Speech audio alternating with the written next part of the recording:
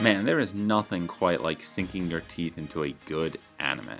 We spend so much time talking about the seasonal rat race that it's easy to forget just how vast the backlog is and how many good series are out there waiting to be rediscovered. Sure, there's a lot of garbage out there too, but I like to stay optimistic about this kind of stuff. When you're one YouTube rabbit hole away from your next favorite show, everything just feels so much more promising. To facilitate this process, and because the algorithm seems very uninterested in sending me down those rabbit holes, I've employed the help of a random anime generator to spit me out 3 new series every month to give the old college try. 3 series, 3 episodes, and no limits beside episode count, and you've got yourself a formula to drag you down some corners of the fandom you didn't know existed. Some of that is for good reason, but there's only one way to find out.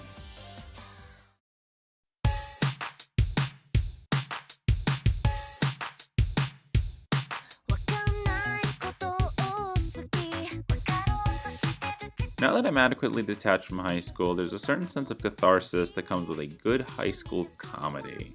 There's certainly something to be said about how a bunch of horny teenagers with no control of their emotions make for a great setup for a joke, and I'm surprised not too many series seem to capitalize on it. More Than a Married Couple comes to mind as one of the smuttier options in this genre, but more wholesome affairs like School Rumble and Kaguya's later seasons make good use of that setup as well.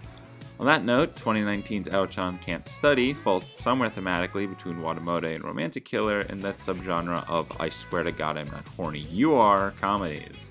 The series follows the exploits of a young Aohori who insists that it's the boys around her that are the horny ones and definitely not herself. Can she hold back the hormones long enough to pass her classes, or will she give in to the temptation? Who really knows? To get the elephant in the room out of the way, unlike all of the other shows I've talked about in this series, Aochan isn't actually a full-length anime. It still has 12 episodes, sure, but each only runs for about 12 minutes, and short series like this can certainly be very hit or miss. Just when it seems these kinds of shows are reaching their stride, the party's over. However, in Ao's case, this works for the better. It doesn't need to bloat its runtime and can be in and out before the joke grows old. No, that wasn't a euphemism, get your head out of the gutter. This also works to cover for some of the series' other shortcomings. The animation certainly is serviceable, but isn't going to be winning any awards, and overall the characters outside of AO fall into that same category, especially the further detached you get with your sidecast. Still, the shorter runtime does make some of these more forgivable, and when the jokes land, who really cares anyway? Where I do end up taking issue with the series, though, is when the jokes don't land. Comedy is subjective, I get that, but to see yet another show from recent memory reusing the old trope of the perverted old man is eye-rolling at best. We have Hapasai at home here, came a few decades too late to be funny, and his antics throughout the first 3 episodes more than cross into the realm of sexual harassment. And his reasons are because he can? Listen, there's a very fine line on what is okay and not okay with sex jokes, and I think forcefully pulling your own daughter's shirt up with a fishing line to try to get her with a boy in her class falls squarely in the latter category. It's that inconsistent brutishness that occasionally rears its head in Aochan and detracts from an otherwise pretty solid comedy series. I mean, I'm sure somebody finds that funny, but I've been around the block a few times, and honestly, I'm not amused. You can do so much better than that, I know you can.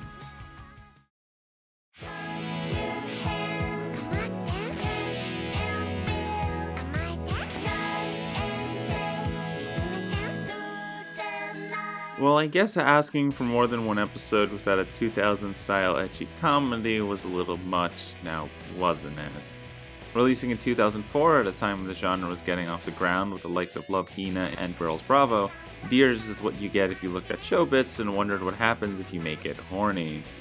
Long story short, a group of aliens known as the DearS that take the form of hot women crash onto Earth one day, and our protagonist, Takeya Ikuhara, finds himself having to care for one who has no social awareness. I guess on that front, it bears resemblance to 2009's Heaven's Lost Property, without the literal wish fulfillment, though in how we typically know the term, it's more than abundant here. If there's one thing I can say about DearS off the bat, is I'm kinda surprised how restrained it feels.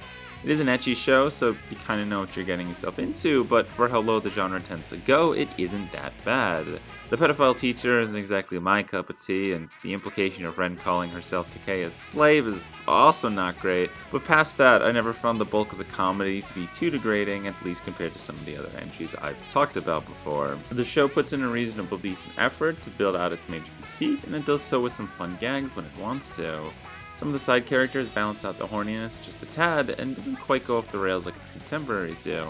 By the nature of that, it does get a little in the weeds with its sci-fi elements, but they're never too overbearing and offer a good break from the more comedic side of things. DearS ultimately feels like it doesn't do anything particularly stand out enough to make me wonder why it's being largely forgotten by changing genre preferences, but also doesn't do anything too wrong to warrant too much scrutiny. Just gonna have to mind some of those deeper implications, but maybe that'll be sorted out later. I certainly have the time.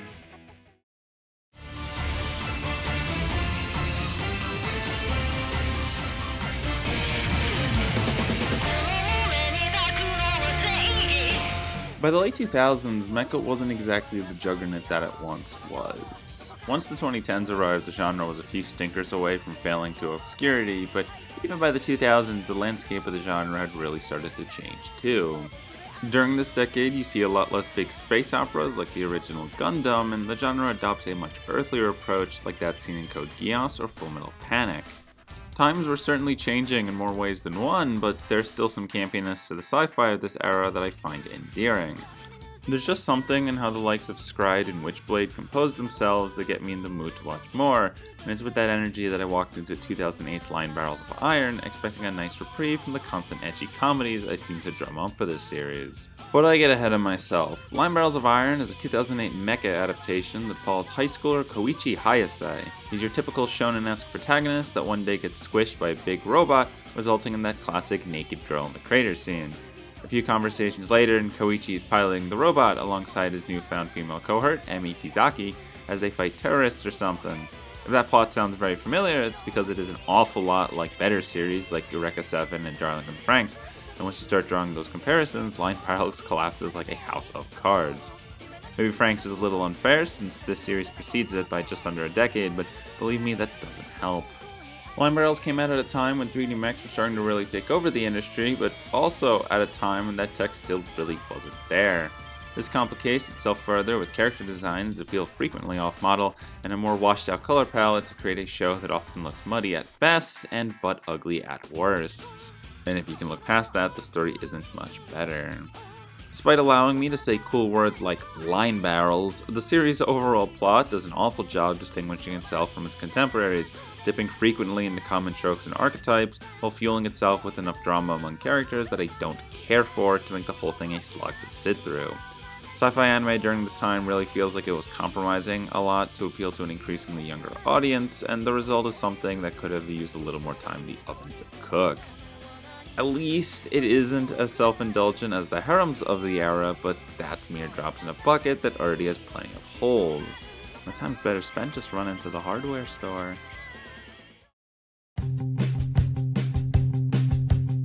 While its comedy is a little questionable at times, Ouchan Can't Study does a pretty solid job of capturing that hormonal teen energy and packaging it into a short and sweet story that doesn't linger longer than it needs to.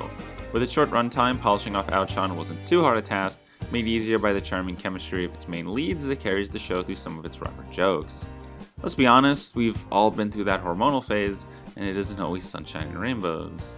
Wouldn't expect a portrayal of it to be any better. I guess hell must have frozen over, because DearS was surprisingly enjoyable from start all the way to the finish. I didn't think it ever quite gets over the implications of its love-slave dynamic, no matter how hard it tries, but it takes its comedy on the chin and is at least self-aware enough to keep things lighthearted throughout. The teacher is never going to be okay, but at least the rest of the cast aren't as insufferable and holds this one together surprisingly well. It certainly could have been way worse, and let's just be glad it wasn't. Listen, I'm an absolute sucker for a good mecha show to distract me from the barrage of horny that this series throws at me. But even my own desperation isn't enough to save Linebarrels of Iron from the dropped list. There are a lot of much better 2000s era mecha out there to scratch my itch, so a cheap and ugly facsimile of one isn't going to nearly be enough to hold my attention for 2 whole cores. Once again, it seems this one is better left in the bargain bin where I found it. And with that, I hope you enjoyed the video. Let me know down below what your thoughts on the series discussed today, and I hope I was helpful in narrowing down your planning list, if not just a little bit.